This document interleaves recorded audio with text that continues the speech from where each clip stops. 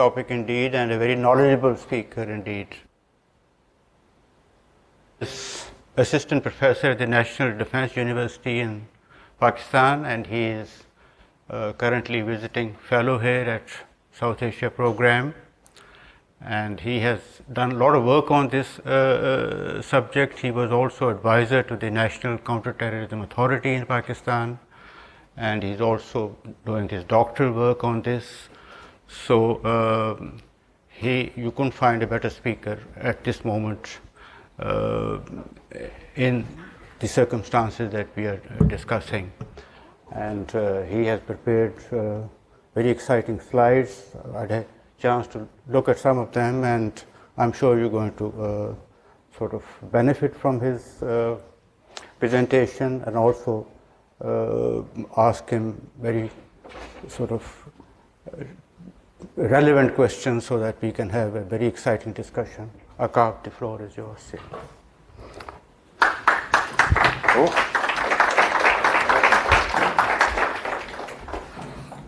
I like walking around, so I'm going to put this down here. We'll try and do it.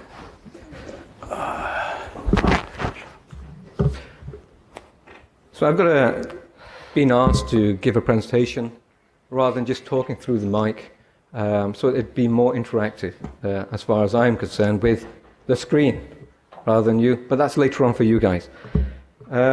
Thank you, Ambassador Tukir. Today's topic is very relevant, especially considering the last few days. There's been rampant media attention concerning Taliban, predominantly Afghan Taliban, and the peace process.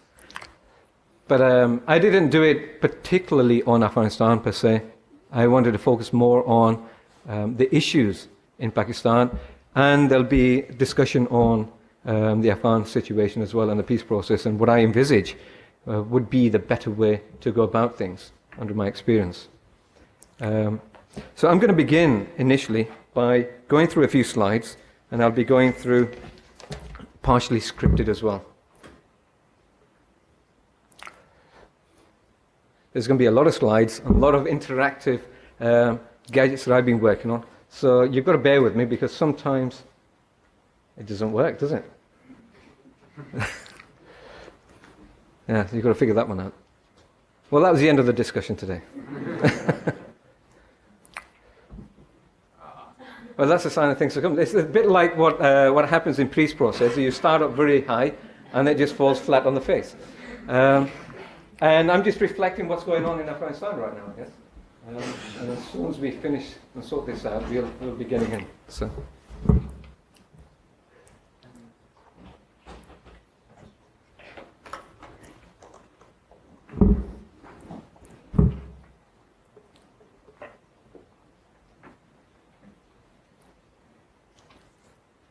Here we go.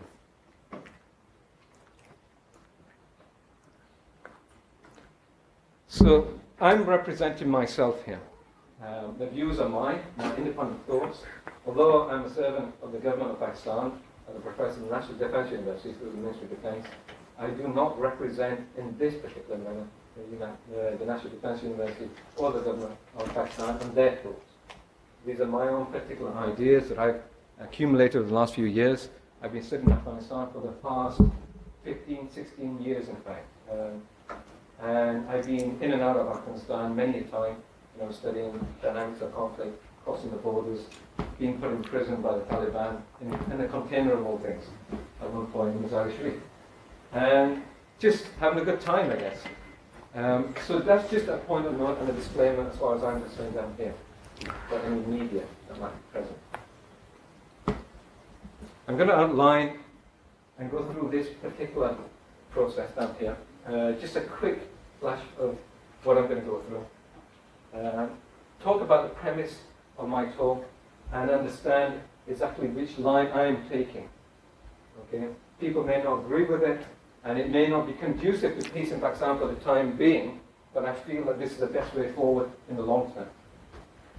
We'll talk about Pakistan's strategic interests, the challenges they have, and I'm going to compare the differences and the commonalities between the two types of Taliban, the Afghan Taliban as well as the Pakistani Taliban, and try to find out where they come together or where they collide to an extent. They are different entities, and you need to know that.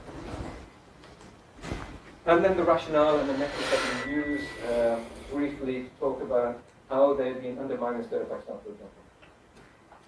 And at the end, Afghanistan peace process. Just to give you an idea of the context and what the problems are that may be associated with the future peace process. It's not all high right over there. It's a very difficult time Afghanistan is going through, as well as Pakistan. This is Pakistan, unless you've not seen this before. It's been in the limelight lately. Generally, the United States has been in a negative limelight. I'll try to turn that around a little bit. Hopefully, if I can influence some of your minds, it would be of benefit to understand exactly what's going on there and the difficulties that country faces.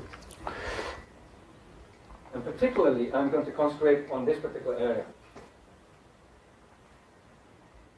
The tribal areas, these graphics take alongside, and talk about the influence Taliban had prior to 2009 and how they changed the situation around in Pakistan to push them into a particular corner. Not just at the behest of the international community, but because of existential threat Pakistan faced from the Taliban in Pakistan.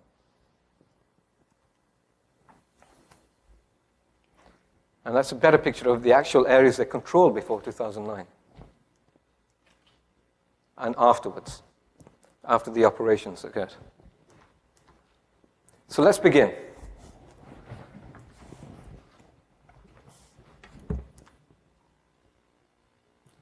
The focus of this talk, I guess because I've had experiences in Afghanistan, I've had experiences that have not been very nice, and Pakistan is generally feeling the thrust of that unniceness from the Taliban in Pakistan because of their particular aims, objectives, and what they want for Pakistan. And I don't think, with the exception of a few people, maybe those who are here, who tend to focus on Afghanistan and Pakistan, will have a better picture of what's going on. And if you personally have it's just a small clip I'd like to show you. If you have any issues, I just want to make you understand the hard realities we face. It's not to glorify what I'm going to show, it's just to give you a grounding of the difficulties Pakistan faces. It's a short 1.5 minute clip, and if you do feel uneasy, please turn your eyes away. But this will set the course of discussion later on.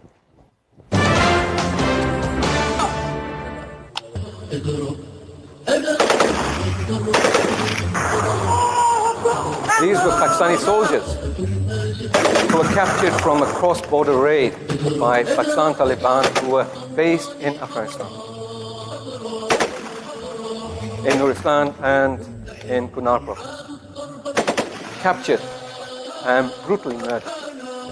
And this is just one occasion. This happened on the 23rd of December, 2011. But this is just one occasion. This has been happening regularly.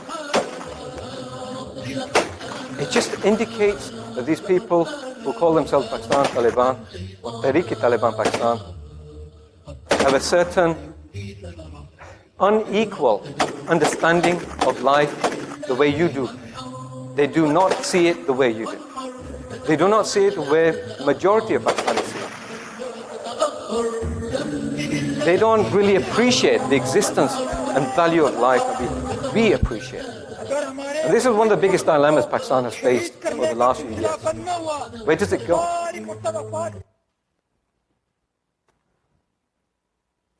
What are Pakistan's strategic interests in this? There's been confusion. The Tehreek-i-Taliban have historically shown very little tolerance for diversion from their interpretation of Islam, and hence very little tolerance of any other political system. Once they had secured majority control of Afghanistan, for example, that was the Afghan Taliban. The majority, or should I say the opportunity and leeway for dialogue is limited to within the confines of their interpretation, their particular interpretation of Islam, which is generally negated by the vast majority of Muslims, not only in Pakistan, but the rest of the world. to compromise with a political system, as I say it, and hence a government which they deem anti-Islamic, meaning Pakistan, is incomprehensible by Tehreek-i-Taliban Pakistan. Hence, their rejection of Pakistan's constitution and its current political system. According to the Tehreek-i-Taliban Pakistan's doctrine, their inclusion within a political process that is pluralistic is an anathema to their cause because it represents a compromise with an un-Islamic system of governance within an Islamic country. There is no pluralism within Tehreek-i-Taliban Pakistan. Their interpretation of Islam excludes it. Nor can there be any reversion to a democratic system once their limited interpretation of an Islamic state has been established. Even though it may have been created through a political process involving democratic and pluralistic competition via fair, impartial elections, which they may have taken part in. In essence, Tehreek-i-Taliban Pakistan perceives it, as they perceive it, an Islamic system is not compatible under their interpretation with a pluralistic democratic system of governance. In this respect, negotiations with moderate or good Tehreek-i-Taliban Pakistan may be counterproductive for several reasons. The extremely purist Deobandi school that all brands of Tehreek-i-Taliban Pakistan or the groups that are under that umbrella profess has little leeway for moderation in its interpretation of Islam. It's a very literal interpretation, a very black and white interpretation. In effect, it's not even an interpretation. In real terms, to be a moderate is to dissociate with the Tehreek-i-Taliban Pakistan completely. The only good Tehreek-i-Taliban Pakistan, therefore, is one that is not one Tehreek-i-Taliban at all. For this reason, the concept of negotiating with Tehreek-i-Taliban is doomed to fail in Pakistan if it wishes to continue on the path of democracy. So what does Pakistan really want? For 65 years, there's been confusion. But I want to take you back to the original vision of the founder and the original founders of Pakistan. One particular person, Muhammad Ali Jinnah, on the 11th of August, 3 days before the independence of Pakistan, on 1947, in the Constituent Assembly, he said, "You are free. You are free to go to your temples. You are free to go to your mosques or to any other place of worship in this state of Pakistan. You may belong to any religion or caste or creed. That has nothing to do with the business of the state." We're starting here with this fundamental principle that we are all citizens and equal citizens of one state. I think it should be kept that in front of us all, as this is our ideal. And you will find that in due course, Hindus would cease to be Hindus and Muslims would cease to be Muslims. Not in the religious sense, because that is personal faith in each individual, but in the political sense, as citizens of the state. This was the original vision of what Pakistan was. And it got lost after he died.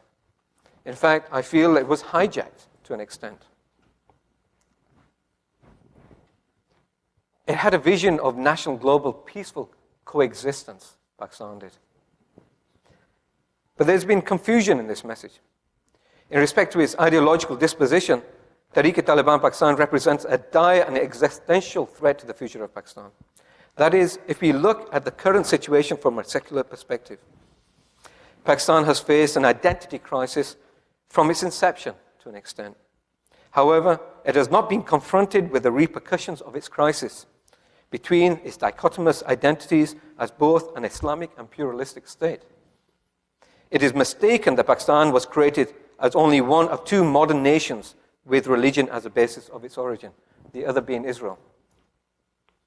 In fact, it was created from its colonial origins as the Republic of Pakistan, and to espouse pluralistic and democratic values, as I've just explained. The exception of this was the tenure of Zia-ul-Haq. who promoted Sharia to condition society to the jihad being fought in Afghanistan against the Soviet occupation in the 1980s, at the expense of the long-term stability of Pakistan and Afghanistan, and the consolidation and legitimization of his military dictatorship. Nevertheless, Pakistan has been a relatively liberal society throughout its history, but has nevertheless always suffered a conflict in its identity, which has now reached a critical threshold.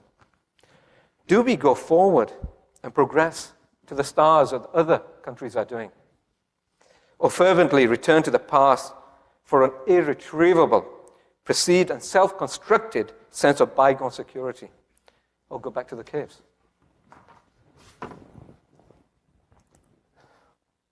Confusing messages, as I mentioned. There's been an identity crisis. It's a lot to do with the inset fatalism of that society, the sense of apathy, that society can't go forward, it's not doing anything. People don't have a will to move forward.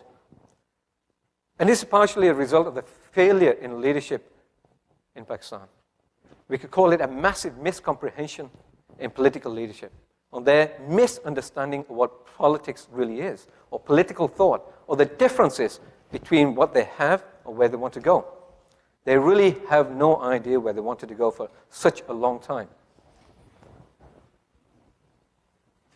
And there's no real consensus. That's the issue here. That's why Pakistan seems to be giving mixed messages. The political leadership goes one direction, a lot of politicians go another, the civil society goes one way, the Islamists go the other way. And there's no cohesion in that. But there is also, in the last few years, been a systemic change to an extent, a dictatorship to a so-called democratic government, a transformation which is inherently unstable. Add to that the insurgencies in Balochistan, in FATA, in the federally administered tribal areas, the problems in Karachi, and the rise of the Punjabi Taliban. It is inherently unstable and is not helped at all by mixed messages and not knowing where the government is going. So what are Pakistan's choices? It has to make a strategic decision. It's not up to me. It is up to the majority of the people in Pakistan, and the leadership must dictate where it needs to go. But it needs to make that decision.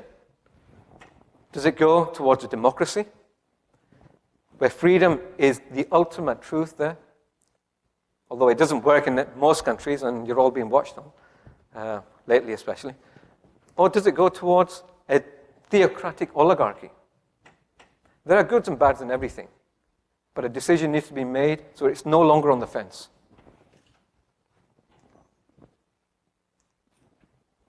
And there are many challenges. Foremost at the moment is terrorism. The current crisis. Pakistan has lacked a concise, comprehensive, or focused counterterrorism strategy that is self-sustaining, dynamic, and self-evolving to primarily counter the terrorists' ability to adapt to the changing nature of warfare both in Afghanistan and Pakistan.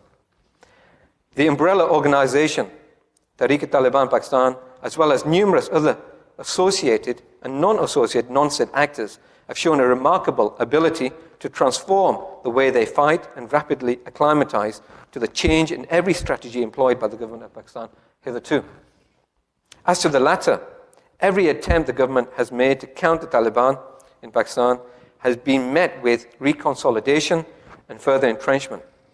Punitive expeditions at the behest of the international community, and specifically the United States, have seen the Taliban in Pakistan weakened, but dispersed whilst enforcing a tactical retreat to fight another day, as was the case for the parent organization Afghan Taliban upon the United States invasion of Afghanistan in 2001. Pakistan has been suffering from a strategic dilemma as to whether or not to engage in a more far-ranging and immensely costly counterinsurgency campaign specifically against Tehreek-i-Taliban Pakistan, who are in possession of territory and have an ideological disposition towards the destruction of the state of Pakistan or its balkanization. What Pakistan faces today is a fully fledged insurgency that is utilizing a combination of guerrilla tactics, terrorist strategies, to gain political leverage and dispensation. What it is really all about, what Pakistan is fighting, is controlling the national psyche.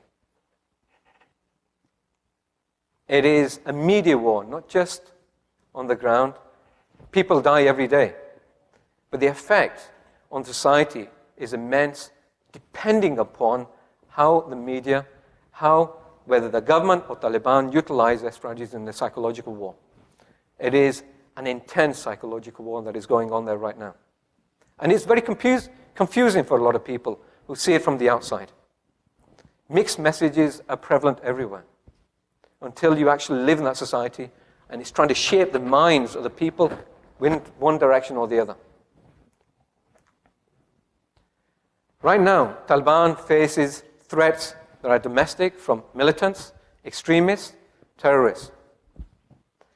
There are ethno-nationalists in the nation, the Baloch Liberation Army.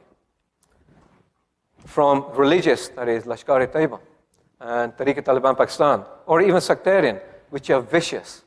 A vicious campaign against the Shia community in Pakistan by Jaish-e-Mohammed, Lashkar-e-Jhangvi especially, who are predominantly the Punjabi Taliban. But it also faces other threats. Threats from an international dimension also. Pakistan has never and will never house Al-Qaeda or foreign militants willingly. It's very difficult to control them. We have Al-Qaeda and Jandala. Jandala, who would want a separate ethnic Baloch state, who are also fighting against the Iranian state. And as I mentioned earlier, there needs to be a comparison made between the Afghani Taliban. We need to set aside exactly what they are and what the Pakistani Taliban are. There are a lot of commonalities, there are a lot of differences also. For example, both espouse towards the implementation of Sharia in Pakistan or Afghanistan. Both are from a Deobandi interpretation of Islam, which is very purist in nature. Both are predominantly pan-ethnic Pashtun. I'm a Pashtun, but I'm not Taliban, although I've lived with them. And they have a history of assistance with each other. They collaborated with each other. And it all started from the 1980s, when Pakistan was used as a safe haven for mujahideen to fight against the Soviet Union. And it was absolutely aided by the CIA and the United States. And the aim of both Tehreek-i-Taliban Pakistan and the Afghani Taliban is the expulsion of NATO forces, US forces, ISAF, all foreign forces in Afghanistan. That is an uncompromising principle that they have jointly. And they help each other to do that. There are differences, however, in relation to Pakistan. Tehreek-i-Taliban is at war with Pakistan government and the military in a defensive war. Defensive jihad, they call it. They have rejected the Pakistan's constitution. They've evolved from different origins. The Afghan Taliban evolved from origins which were socio-economic in nature, but also a reaction to the devastating civil war in the early 1990s between the Mujahideen factions after the Soviet Union had left and the PDPA communists had been defeated. Whilst the Pakistani Taliban have evolved from that environment, but also have different systemic reasons and structural reasons for their existence in Pakistan. They evolved from the Fatah environment because of structural discrimination for the last 65 years, which I'll go into a little bit later on. But also, they have expanded throughout Pakistan now, to Karachi and southern Punjab especially, and Balochistan. And the ambitions, however, are very different from each other as well. Tehreek-i-Taliban have global aspirations, whilst, as you've maybe heard in the news lately, Afghan Taliban have accepted that they have no global ambitions. Their ambitions are only within Afghanistan, and that's it. I guess they've learned a lesson, and not to house any foreign militants, not to move forward in such a way they become very Afghan in orientation.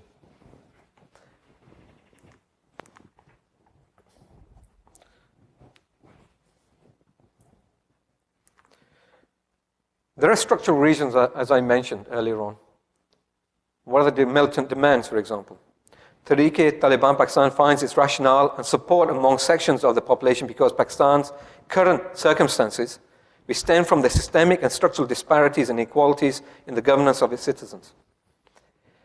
This is partially because of the makeup of the leadership, which is predominantly feudal in nature, whether as a landed or industrial elite, which have sought at every turn to monopolize old and new money or wealth at the expense and detriment of the people of Pakistan itself.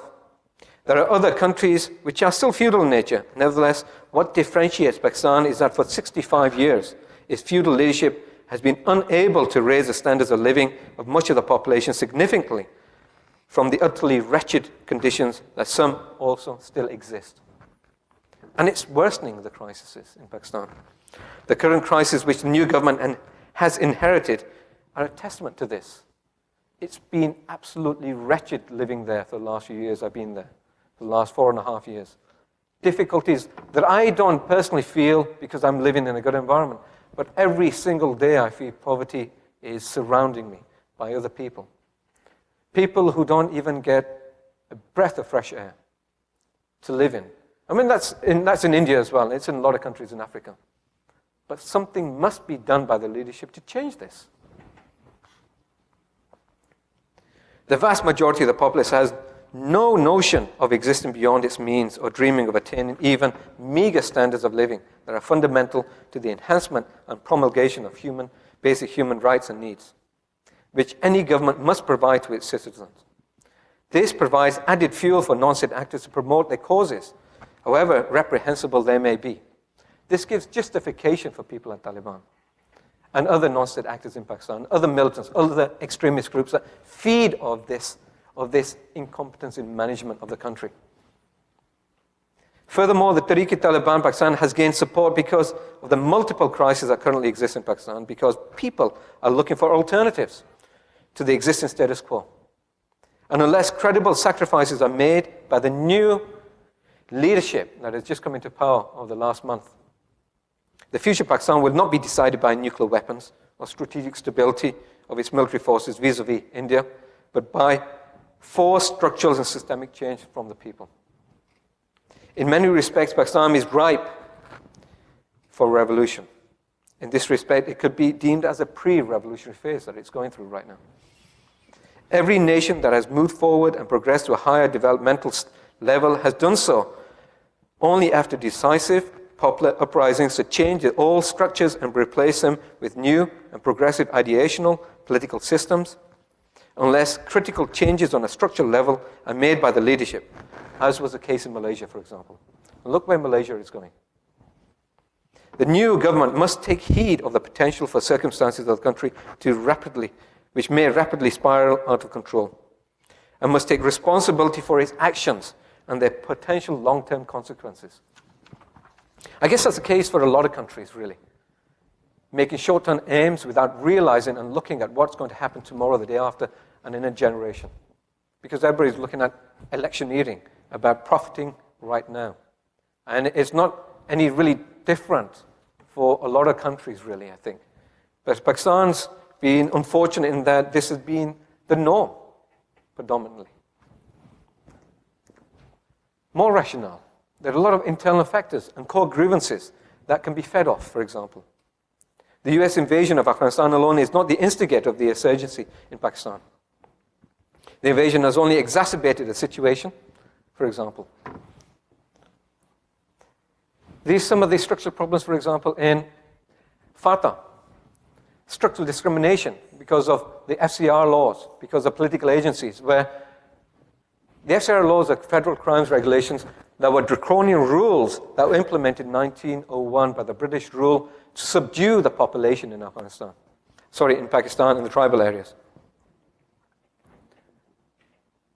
No political parties are accepted there. Governance is from the center.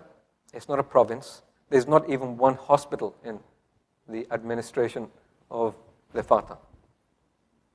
And collective punishment is a norm, where if a few people in the village may act in a certain way, or from a family, the whole family is punished, or the whole village is punished, or the tribe is punished.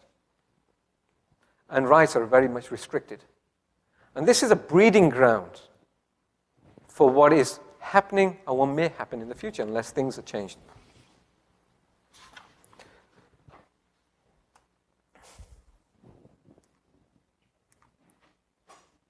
There are external factors also, like the US invasion, as I mentioned.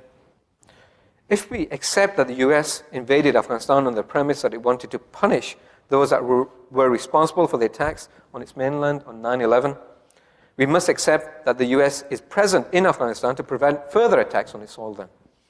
And by extension, the territories of all other allied nations, by definition Western. Therefore, if the rationale of the Tehreek-i-Taliban insurgency is the US invasion in itself, which they pronounce all the time, it is flawed and only a smokescreen for their current and intended future actions, which is the creation of an Islamic State under the Deobandi interpretation of Islam, which is very strict, which will not be supported by a majority of Muslims in Pakistan, vast majority.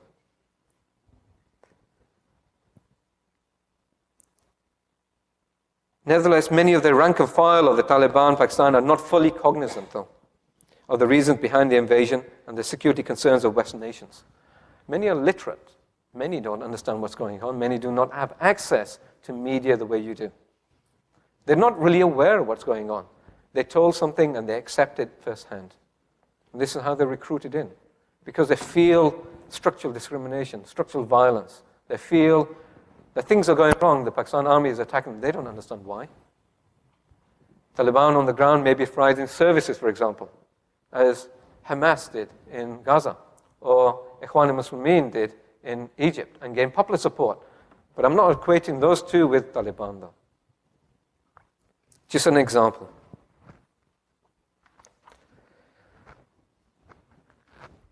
Drones.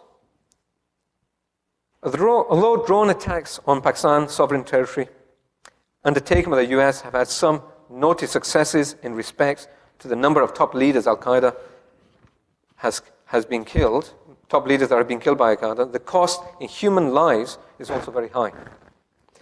While Pakistan's territorial integrity has been consistently undermined, Tehreek-i-Taliban have used this to their advantage to incite Fatah populace, the population in the tribal areas, and large segments of Pakistan citizens to condemn the US and its allies, as well as Pakistan and Afghani governments for their tacit support.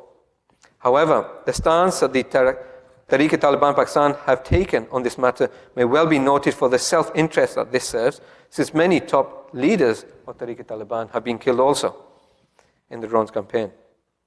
Furthermore, it may be noted that government Pakistan, however, has unanimously rejected acceptance of the use of drones strikes by any foreign entity on its soil unanimously, voted in both houses of Parliament on the 12th of April 2013. There's no excuse. There's no tacit support from Pakistan. We don't accept it. The government has not accepted it. It was absolutely unanimous. So whatever is happening is only providing further fuel to the militants and extremism in Pakistan, really. It's a balance between how extreme they can get by the actions of the United States and the successes of individual actors that you have by killing them. Individual. Changing masses in millions against you or taking a few out. It's got to be a certain cost-benefit analysis there, I think.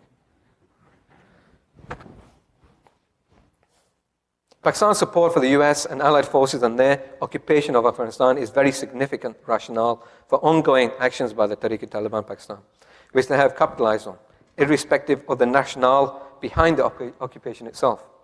Furthermore, it is also an overriding reason for their focus of a defensive jihad against the government of Pakistan, and especially its military forces. As I mentioned here. By attacking the center of gravity in Pakistan, which is striking at the source of Pakistan's military, economic, and political power. They have made devastating attacks. That country is no longer 180 million. It is increasing rapidly. It's closer to 200 million now. It's very highly concentrated. It's not really that difficult to hide into a population take your beard off, take the turban off, and move around. It's very difficult to fight such a threat throughout, if it's dispersed throughout the country. Their strategy is designed to disorganize Pakistan's internal economy and destroy morale. The economy is in shattered condition. The morale is going down. There was a certain hike just before the elections, but that's what happens before the elections. Realism sets in soon after. And they're regrouping again.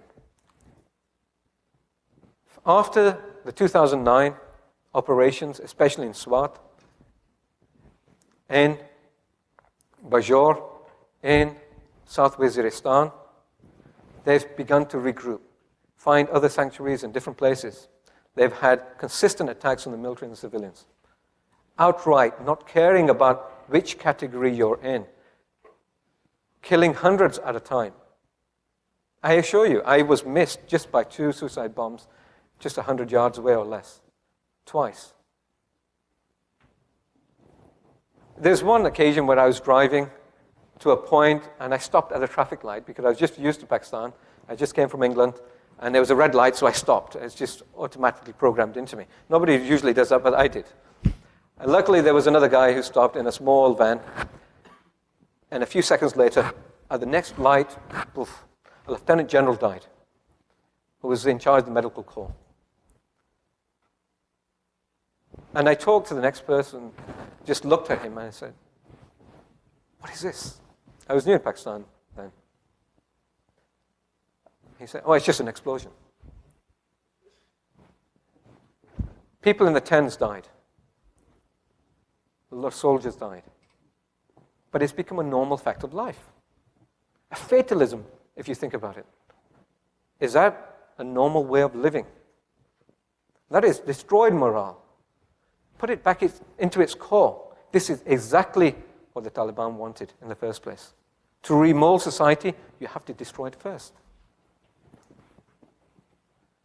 They have tried to destroy the tribal structure in Fatah by killing the elders. Massive attacks, massive assassination campaign, killing over 1,000 elders of different villages to take away the leadership of that region so they can dictate terms, so that there is no opposition. There could be no Lashkar, a fighting force built up from the tribals, to defend themselves against future attacks from the Taliban. And since they dispersed from the operations, many have gone to Kunar, have gone to Nuristan in Afghanistan, and are continuing attacks on a regular basis from Afghanistan. It's a mountainous region. And there's a feeling there is tacit support of this from Afghanistan to undermine Pakistan.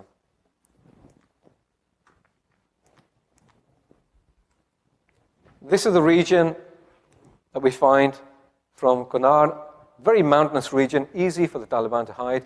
NATO ISAF forces have withdrawn from there. This is up to the Afghan National Army now, who are not doing much about it. This is the reality on the ground in Pakistan.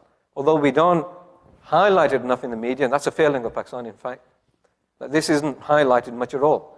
But these are devastating attacks, such as the one that you saw on the video earlier.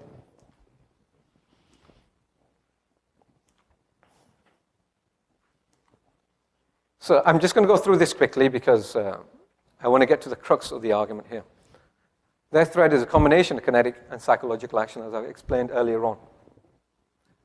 And they're utilizing strategic instruments to do that. Terrorism is just a tool. It is what you use to gain an end. If you're okay with it, they will do it. That is what they've done. They've done it for a long time. It's become the norm. And it's sowing dividends as far as the Taliban is concerned, as far as the population is concerned in Pakistan.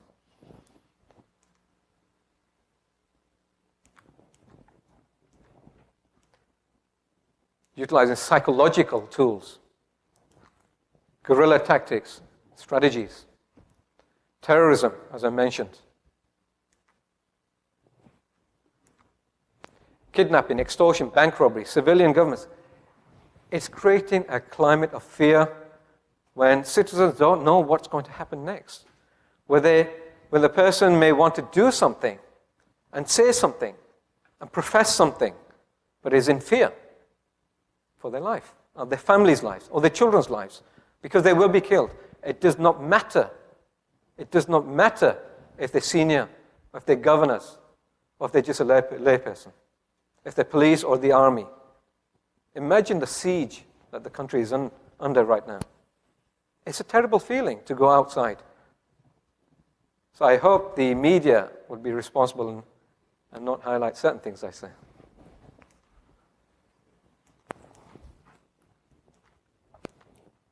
Quickly. This is generally the standard, I think, in any guerrilla campaign. And it's been devastating. And you've all heard much of this already. So what are the countermeasures Pakistan is utilizing?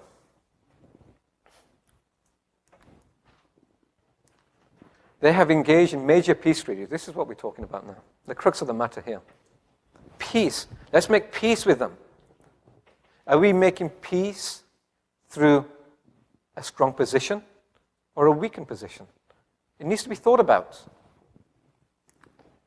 Deals have occurred since 2004. Shakai Agreement, South Waziristan. Shortly after, Saroga Agreement, 2005. After that, North Waziristan Agreement, 2006. 2008, another agreement. And as soon as the new government came in last month, they wanted another agreement. Well, let me tell you something about the agreements here. Every single one has failed. Every single agreement has failed primarily because the Taliban and their rationale for making these agreements in the first place was to consolidate themselves, to resupply themselves, regroup, to re-entrench themselves, and for expansion, to get a breather, to stop the campaign against them so they could do that. Every agreement was finished within a matter of months because they did not stick to the agreement. They kept on carrying on doing what they wanted to do. Some of the conditioned agreements were that they would not attack Pakistan forces, or they would not support Al-Qaeda, or the Arabs, or Uzbeks, or Chechens, foreign fighters. They would not go into Afghanistan and help Afghan Taliban fight against I was going to say Soviet Union then, but United States. Similar, I guess. But they failed to do that. Within a matter of weeks and months, these agreements failed. And who's to say any future agreement will not fail? Unless there is a deeper understanding about what the agreement should do and the commitment towards those agreements. This is the Pakistani Taliban. If you translate that to Afghan Taliban, is the thinking the same? Is it hedging the bets until people leave and then do what you have to do? It's something to think about. There's a commonality of interest there, though. Statements don't make a peace agreement. But they have an advantage, and they've taken advantage of the situation in Pakistan.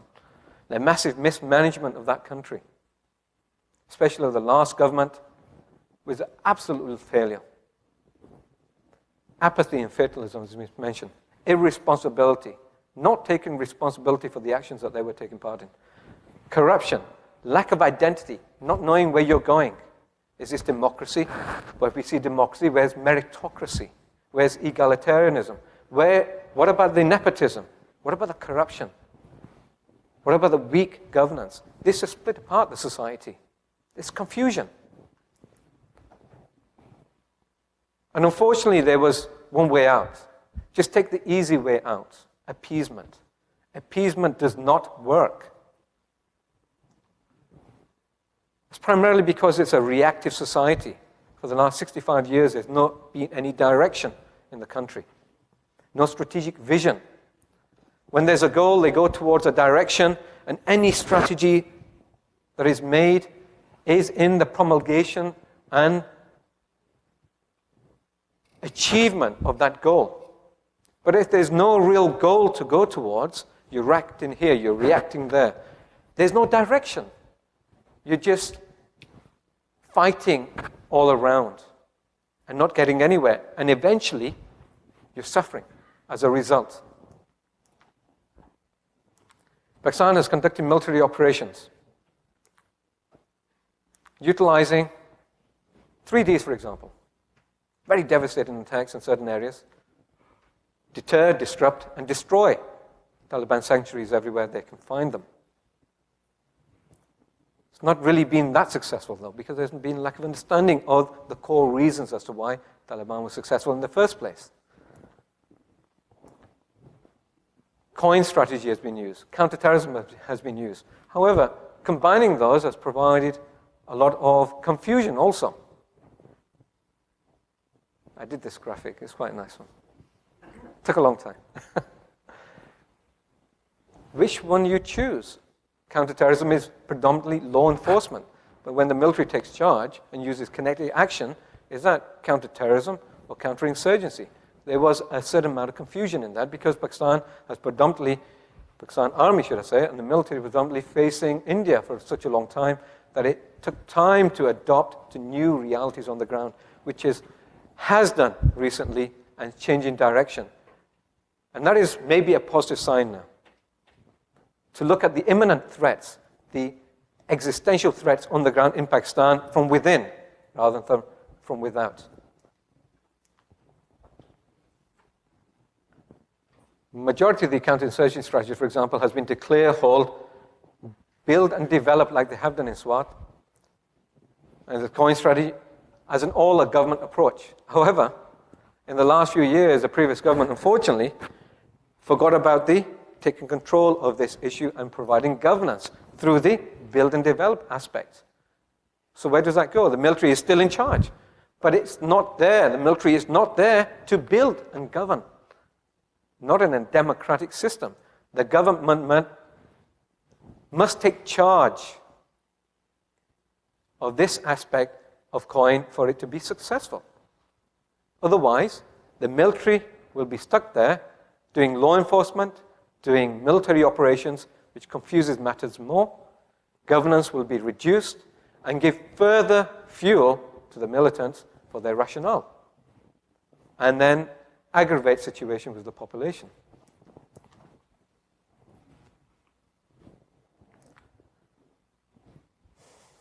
By focusing on dividing the different Tehreek-i-Taliban Pakistan groups and making them fight against each other, Pakistan is able to take some pressure off the brutal attacks that have been taking place over the past decade.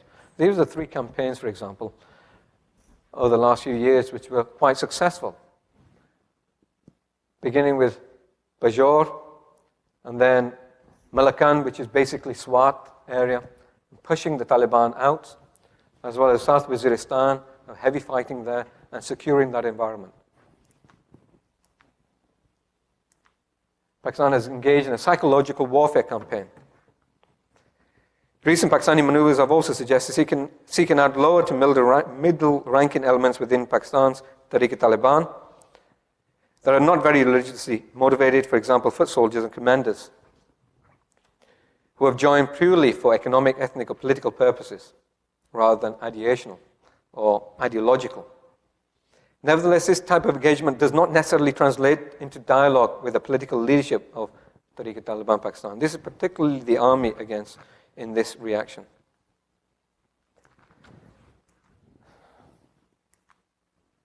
Pakistan has used the idea of good Taliban against bad Taliban. Military pressure has been put on, especially after the operation of Bait al-Masood's death. It has been pushing the Taliban into a corner, you could say, marginalizing Al-Qaeda and foreign fighters. However, maybe for short-term strategic interests, and maybe to the detriment, to an extent, of the long-term democratic future, if you're negotiating with good Taliban, bad Taliban, given the definitions I gave earlier on.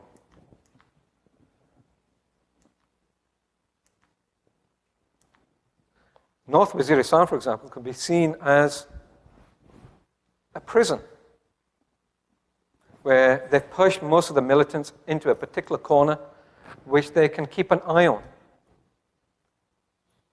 Because if they go into North Waziristan, they would utilize strategic retreat and disperse throughout the country. That would be, number one, massively detrimental to the country and the stability of the country.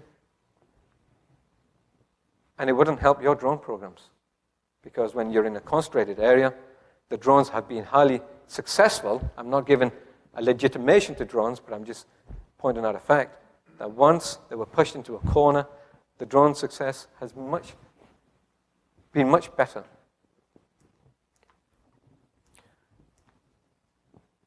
Future operations, I'm going to go through this quickly. It's basically standard textbook, but it needs to be taken into account, where all aspects of national power must be taken into account and synchronized into coin operations. I want to get to the crux of it.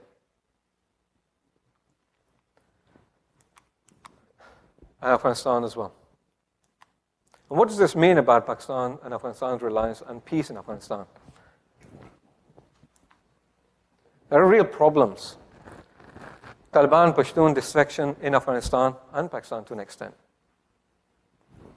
Emboldened Taliban after the last 10, 12 years of fighting against a superpower and many nations on top of that, and a feeling that they've won this. Imagine what you would feel like if you pushed out the superpower and some of the strongest nations on the earth. Not just one nation. There may be a likelihood of civil war, given the situation as it is with the Northern Alliance, Kabul government, not indicating that they want to go into any talks right now because they want it Afghan-led. Taliban has made a strategic maneuver which they seem to have come out on top. But this has implications on the stability of Pakistan as well, as far as Tehreek-i-Taliban is concerned. And maybe they'll be emboldened to attack further targets and heighten that war. Pakistan is furthermore susceptible to terrorist attacks from across the border in Afghanistan. What Afghanistan may require to have sustainable peace, though, which is very difficult, is a deliberate indigenous national reconciliation process from within. Yes, Afghan-led. Taliban, the government, and all groups from within agree to stop fighting and build consensus upon that. However, that cannot be done alone. It must be with an honest regional and international process in line, synchronized, and a symbiotic effort, interactive all the way through. Is that possible? In reality, is that possible?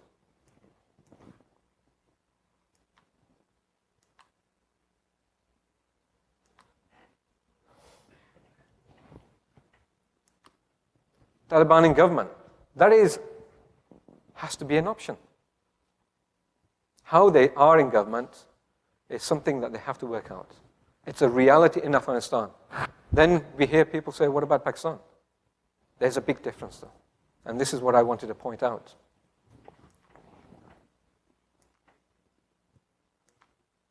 Peace in Afghanistan is highly unstable given regional rivalries. Pakistan versus India, Iran versus Saudi, and other nations and organizations that want to exploit the divisions within that country. So the earlier ideas I gave for a two-track approach is very difficult. But there is not much option but that at the end of the day. That's a real situation on the ground. So the likelihood is most likely there could well be a civil war if a determined effort is not made.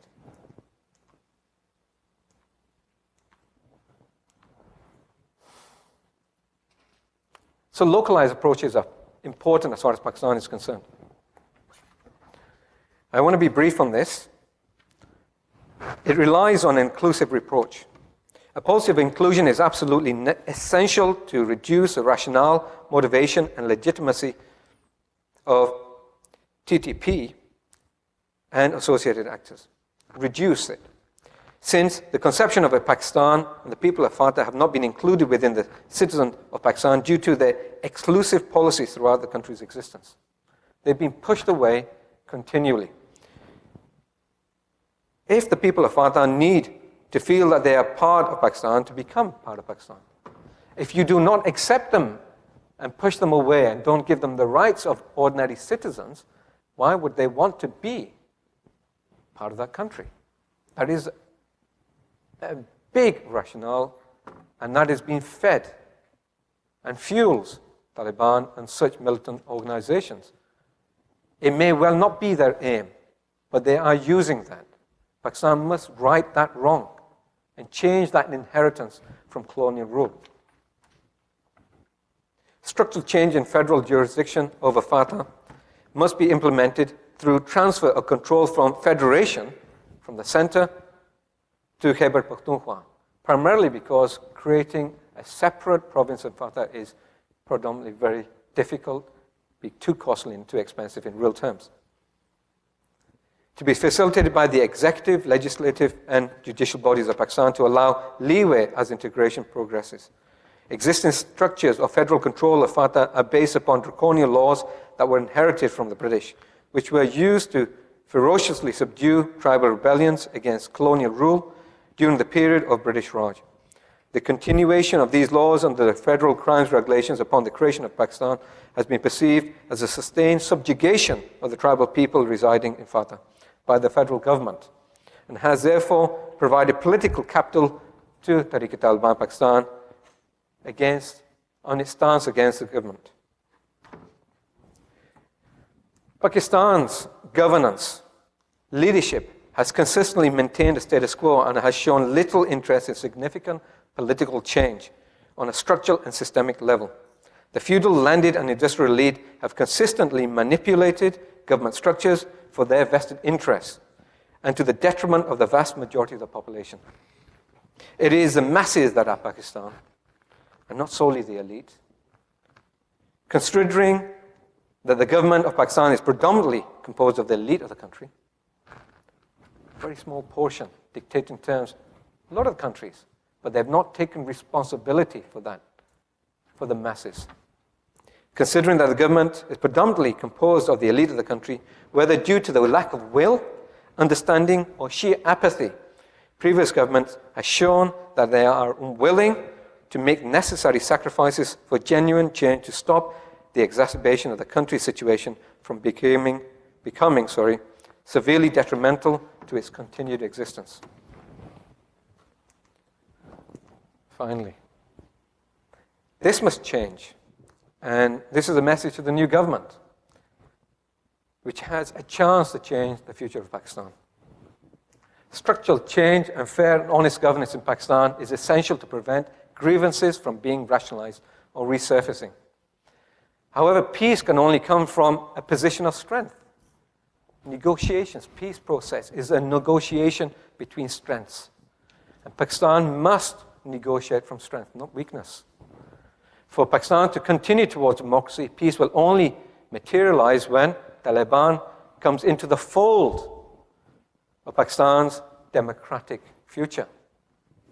It must accept the constitution and must accept being part of the democratic dialogue. Oh, we'll just have this last one. Questions?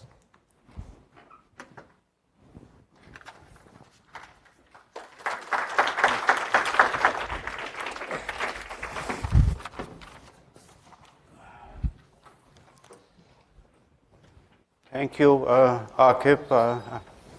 I'm sure you have just move closer to the shaken most of us. It has been a very seismic presentation, I would say, and I leave the judgment to the audience, but I have a couple of disagreements and just wanted to sort of express them. It's a bit pessimistic. I mean, you made some good points also, but I think it's a bit pessimistic. And why I disagree? I disagree because I have been looking at the recent elections, and more than anything else, I think what the elections showed me was an enormous sense of expectancy and hope on the part of people. And I think a nation which is pessimistic or looking for revolution doesn't display such degree of hope and expectancy. I mean, of course, as you said, democracy is a fledgling project in Pakistan, and I agree with that, but I think people of Pakistan, to my mind, seems to be more optimistic than you are, and less pessimistic than you are. Otherwise, they would not have participated and shown such degree of enthusiasm and sense of expectancy and excitement about their future. There is a sense of optimism. Pakistan is changing also. Yes, in some ways there are problems, in some ways Pakistan has changed for the better as well. So I'm not sharing your view that it's ready for revolution. Having said that, I think a lot of people here are interested in your views, since you are very knowledgeable and you have displayed your knowledge very, very well on the Afghan Taliban, because that's in the news. I think they all want to know whether these talks are for real and where are they headed. And let me sort of fire the first question with your permission.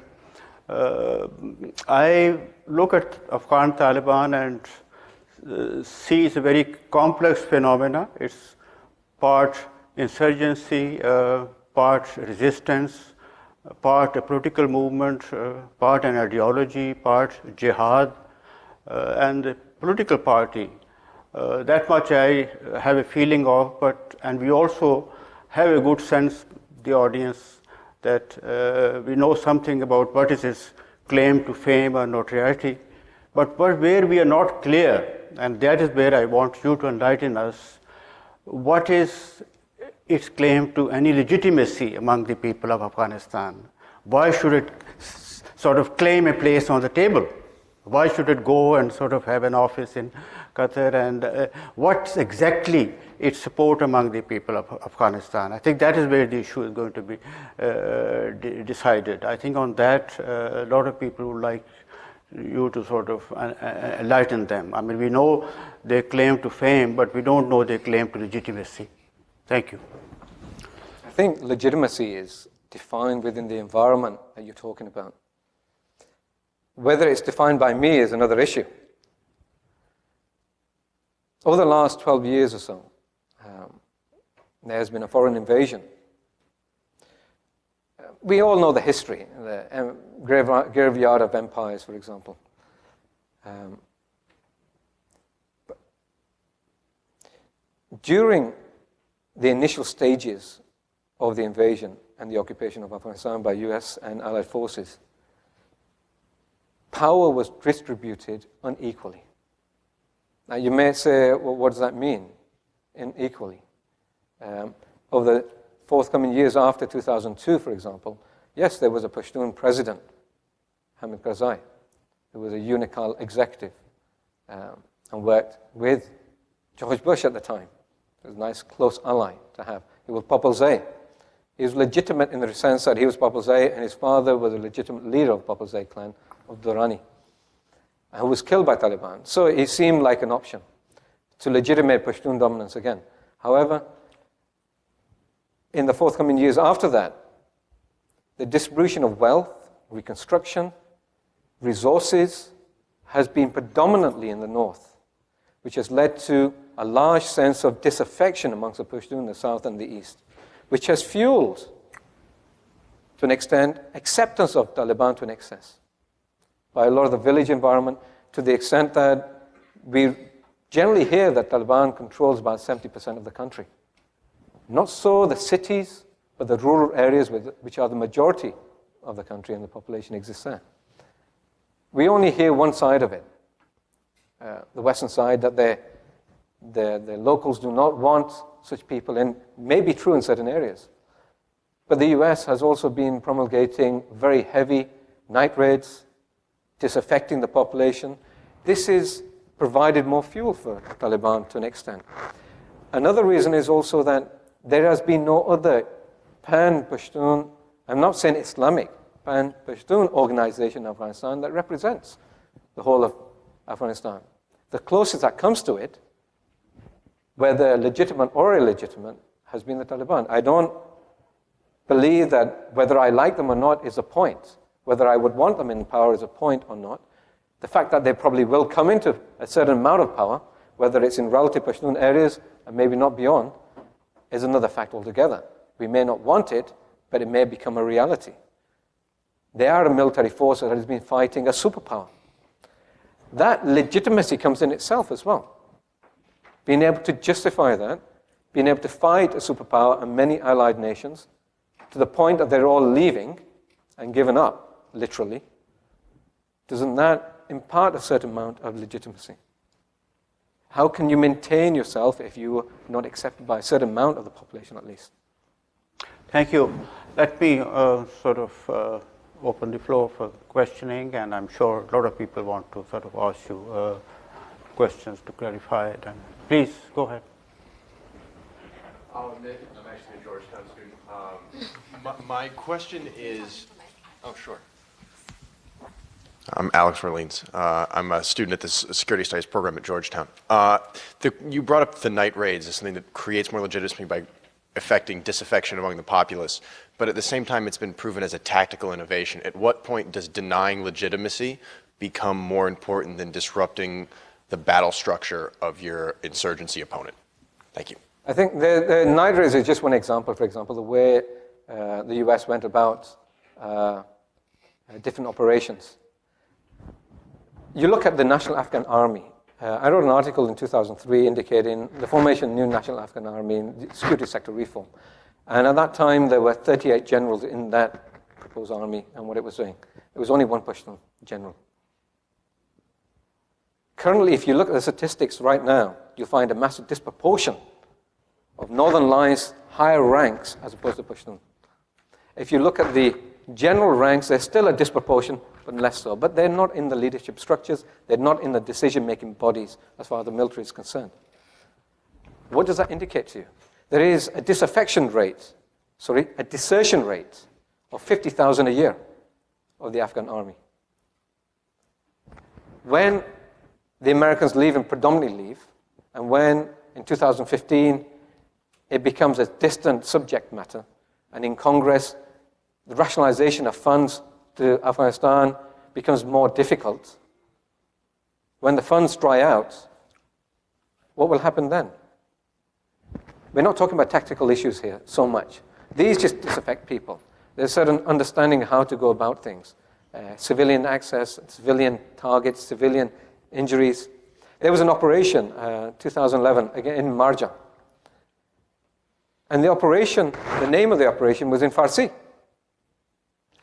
Coming into Pashtun areas in Helmand. What did that display to the local population? In Dari, it's not a Pashtun operation, it is from the north. In essence, that's what's believed on the ground. And the fighting has been predominantly in the south and the east. Is a feeling that the Pashtun feel subjugated in this respect, and not having their power represented to an effect. Please. Khalid. If you could kindly identify yourself also. I know you, but you have to. Yeah. My name is Khalid Nadari. I'm a PhD student here at SAIS. Thank you, Aqab, very much for the excellent presentation. But I have some comments about one relating to Afghanistan and one relating to Pakistan. It seems to me like the irony about Afghanistan, the government today, is that it's perhaps the most pluralistic government in Afghan history. And the irony is that it draws on, even though there is a loyal opposition, the constitutional order, in a sense, involves more political groups in the political system than has ever been the case in Afghanistan in the past. And so, it seems to me like the issue that you're bringing up about the Taliban being the legitimate, representatives of the Pashtuns doesn't make a lot of sense, because in fact, in 2002, 2003, there were a lot of Panjshiris, for example, in the army and in the government, but that's changed dramatically. So since 2006, in particular, 2007, there have been a number of changes, a number of realignments in the government that involved Pashtuns holding positions in the army, in the police, and so forth and so on. So, you do see a very different, ethnically speaking, a very different composition today than in 2002, 2003. But it seems to me like the character, the composition of the government, the Afghan government, isn't so much as important as what the government does. So it doesn't matter who it is, but what it's doing. And so I wouldn't put as much premium on how many Pashtuns are in the cabinet versus non-Pashtuns. And then also just a second comment, looking at the historical record in Afghanistan, there has always been these problems of a great amount of economic and political activity happening in the north, because the north just structurally has a lot more arable land, a lot more resources. So historically, this has not been different. So the question needs to be raised, what's different today than in the past? So I don't think that can actually be a cause of disaffection in Pashtuns in Afghanistan today. I think you're right to an extent, but I wasn't talking about we find that Taliban is legitimate. I also mentioned that I'm not trying to indicate that it's legitimate, but they may feel that. They were in government. They were in a government where they occupied the majority of the country. And only through an invasion from a foreign force, a large foreign force, that they were dislodged. And a new government was formed, predominantly northern. And that's an accepted fact. And it is also an accepted fact that distribution of wealth from the agencies, from reconstruction, was in the north predominantly, not the south and the east. Generally, that's been the case. That has also been the case because there's been more insecurity there, there's no doubt. But there has been a disparity, inevitably. This is just one aspect. Reality is something else, like you said. Taliban have been fighting. They have vested interest groups throughout the Middle East who would want the Americans out of that country for Islamic reasons. It is a foreign occupying force. And Afghanistan has not welcomed people with arms coming to their country. Coming open arms is one thing. Coming with weapons is another altogether. That's just the nature of the people. That is a very legitimate rationale there also, as far as the Taliban are concerned, and the Pashtun. There are statistical evidences on all sides. The fact of the matter is, Taliban is still there. Whether it represents only a small portion or a larger portion of the Pashtun population or not, may be indifferent then. It may not mean as much as the fact that they are a military force on the ground and you have to negotiate with them. At the end of the day, they will continue. With an American force and NATO forces, ISAF forces there, and they've not been able to subdue them, what is the future going to be without them? Isn't it better to negotiate? And I'm not thinking through the rights and wrongs. You've understood how I think about what they think and their political opinions, for example, their rationale and the premise. It's not so different from Tehreek-i-Taliban Pakistan. But negotiate a way out. The difference is that Taliban does reject the government as a puppet regime that was put in place by a foreign occupying power. That is a reality there. And we've got to accept that as far as a lot of people are concerned in Afghanistan. It's not whether I think it's right or wrong. My opinion is irrelevant in this. I'm just stating a fact. And considering that they've been fighting for so long, would it be that they would want to fight more and put the country further back and continue for another 10 years? Or you put them in the political process and see where it goes at the end of the day. But Pakistan is a different issue altogether, I would say, where the Taliban in Pakistan have different criteria altogether. And as I explained, put them into the political process as long as they accept the constitution is more important. In Afghanistan, there's more negotiation for that because Pakistan is not being occupied by a foreign power. It's a different issue in Afghanistan. It is an illegitimate occupation. And that's what the Taliban sees it as. And most Afghans do see it as that, to an extent. They would want the Americans out. Isn't that the reality on the ground? Stanley, and then Steve.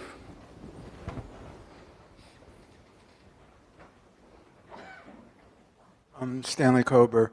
Mao Zedong said, political power grows out of the barrel of a gun. Mao Zedong is somebody who came from nowhere to become the absolute ruler of China. I'm wondering if we aren't putting too much emphasis on legitimacy. In that regard, let me read something from, I think it's this week's still Friday Times about Karachi. Violence in Karachi is gradually increasing, and the Taliban have been carrying out Jirga-style beheadings and formed a shadow government in parts of the city, a shadow government in Karachi. That is political power growing out of the barrel of a gun. How do you assess the trends in the balance of power? Karachi has been going through a lot of issues lately over the last few years. In fact, it wasn't just over the last few years, it's been a couple of decades, in fact. A lot of instability, mismanagement of governance, mismanagement and the lack of concentration from the center as well for long-term objectives to stabilize Karachi. The Taliban have come into a void, a vacuum to an extent, to impose what they want. They've been pushed into the corners, and Karachi, with a significant Pashtun population, has seen a rise in Taliban there. And when the new kids on the block come, they need to show what they mean, unfortunately. You're right. And this is the point I was making. Legitimacy is one aspect as far as the people are concerned, but to gain power, you do need force. You do push that forward if you're willing to go to the extremes, which the extremists do, and push the population to a particular corner to accept them. This is what the Taliban is doing, unfortunately.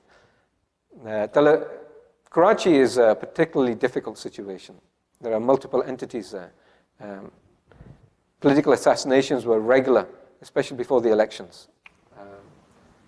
MQM against ANP and vice versa, and the Taliban now in the pot. And it's a breeding ground for disaffection, even more so. And whatever Taliban is going to go, they think when they reject the constitution, they reject the government, wouldn't it be possible, therefore, that they would support their own form of governance then, wherever they can put it, wherever they can gain territory or wherever they have issues. This is another form of threat also to the population. And as a form of displaying power to the Pakistan government and in Karachi and Sindh. Whether it's right or wrong is another issue altogether. We think it's wrong, obviously. It's illegitimate. When a mafia, for example, in Italy, when the mafia was very strong, or even in New York or other parts of the United States, in California, in Florida, when they were dictating and had protection rackets, they had their own form of government within their own localities. They didn't accept what was happening. They were running away a lot of the time. But this is very much the same, is it not? We can see it as a criminal enterprise, and there's not been much done about it. But you've got 20 million people in Karachi, and it's very difficult when you're fighting a multi-fronted war with different groups, insurgent groups.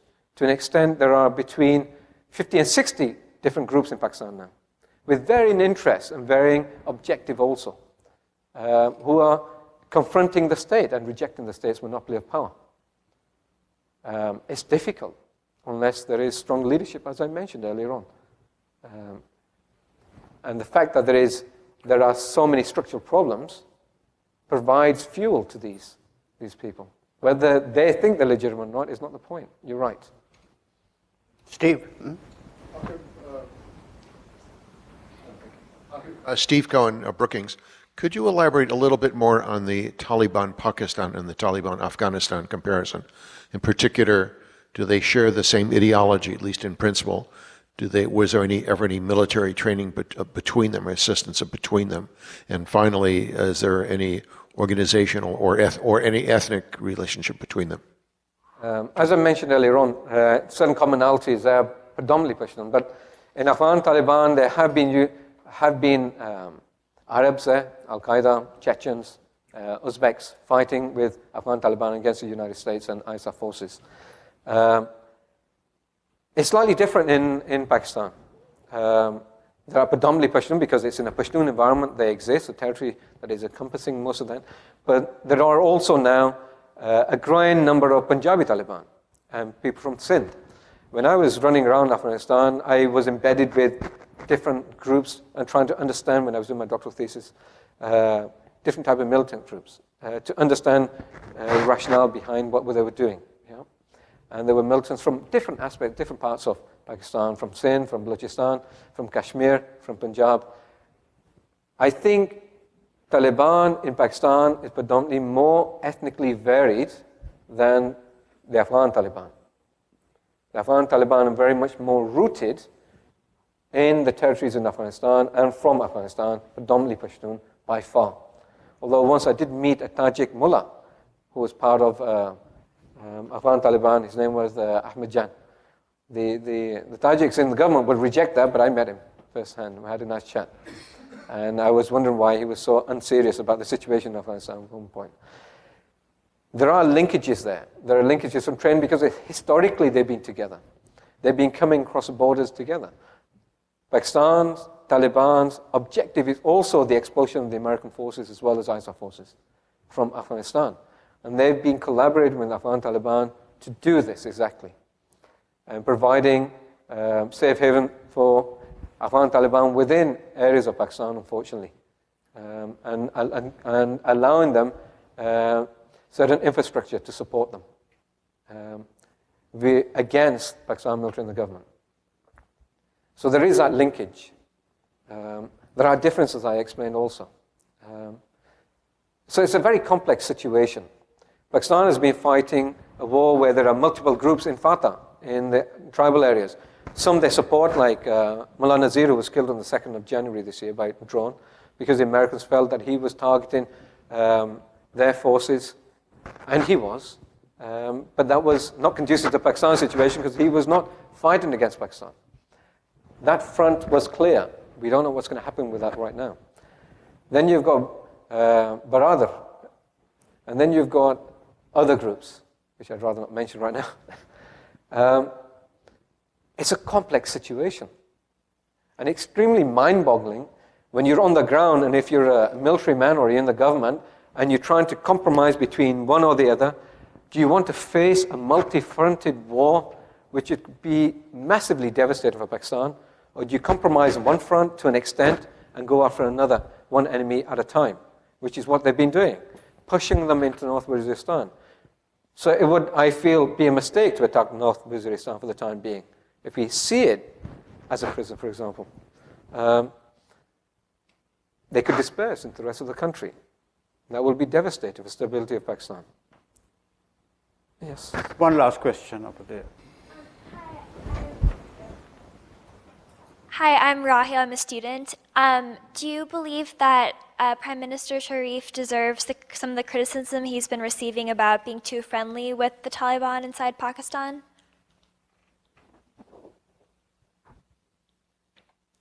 Well, I've got to be diplomatic in this point, but he is now a popular Prime Minister who's got a very good political capital, overwhelming majority, predominantly in Punjab, but they're the majority of the population in any case.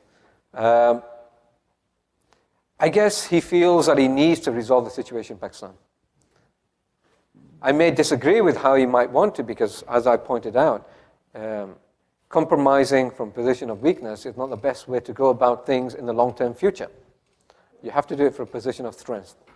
And I would criticize him to that extent. So coming straight into power and give them credence is not a good way of going about negotiations.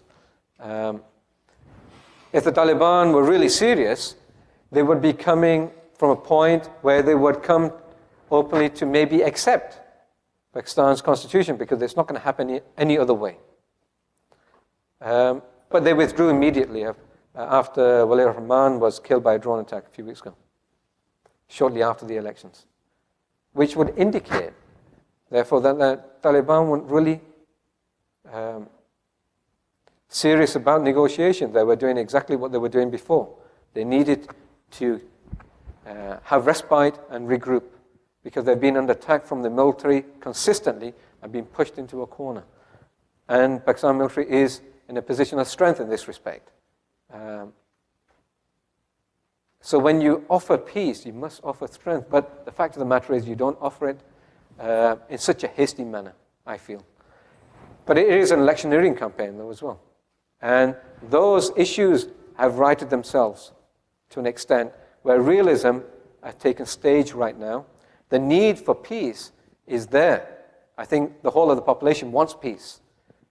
But would it not rather want peace for the long term, sustainable peace on its own terms, rather than give up fundamental aspects of governance?